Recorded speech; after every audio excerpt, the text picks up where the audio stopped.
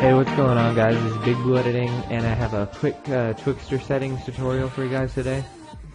So, Twixtor is fairly easy to use, and once you know the settings, and I mean, it's pretty easy. But the real big thing with Twixtor is it's not even really knowing the settings. It's actually just thinking about where you're using Twixtor and how you're using it, and like what shot or where or how fast something is moving when you put Twixtor on it.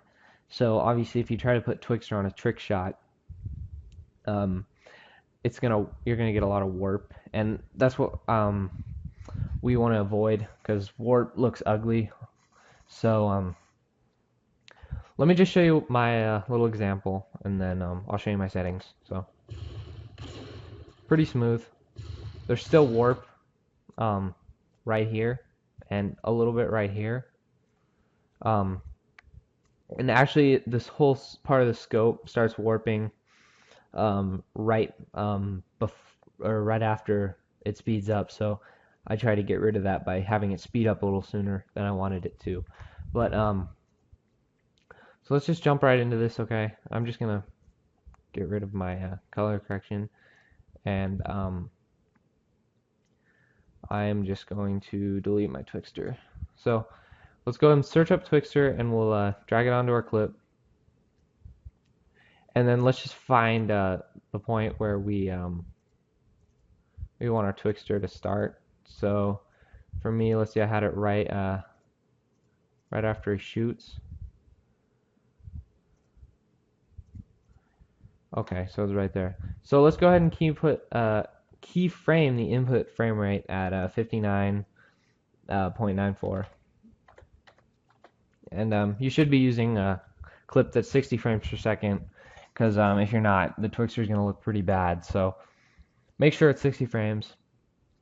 And another thing, let's keep all our keyframes lined up. So don't move around when you put keyframes. Just let's keep our scrub bar right here, and let's put all our keyframes on at one time, just so we have, all of our like input frame rate, except for the speed, of course. But yeah, we just want to keep organized. So we're gonna go over to image prep, and oh, I have to sneeze. Oh, it went away. Oh, that's horrible. Contrast and slash edge enhancement, and then we're gonna check smart blend and check that, and then that basically enables it. So it doesn't work if you don't do that. And then we're just gonna keyframe our speed at 100. Then we'll go over one frame, and we'll keyframe. We'll hit U on our clip to bring up all keyframes, and then we'll go over here and we'll keyframe to 2. And then I'm just gonna have mine go until that weird warp on the scope starts to happen. So it's about there. So probably do it right here. Keyframe, go over, keyframe back to 100. And the reason I'm just going over one keyframe is because, if you do like 10, if you go over 10 or something, or you want it to gradually slow down, you're gonna get tons of warp. So just make sure, you go over one keyframe, because that's gonna get rid of a lot of that unneeded warp. So if we just RAM preview this, and this is gonna look slightly more warped than it should, because I'm on half quality, and for some reason when I drop from full to half, it makes it look a little bit more warpy. So if you see, it's obviously not perfect. You're not going to be able to get Twixtor perfect on pretty much on anything, but especially on like clips, on your clips and stuff or anything. So Call of Duty clips, what I'm referring to.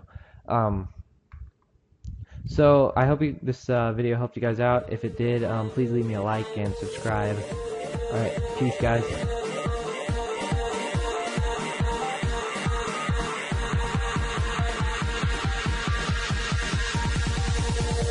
Don't hesitate.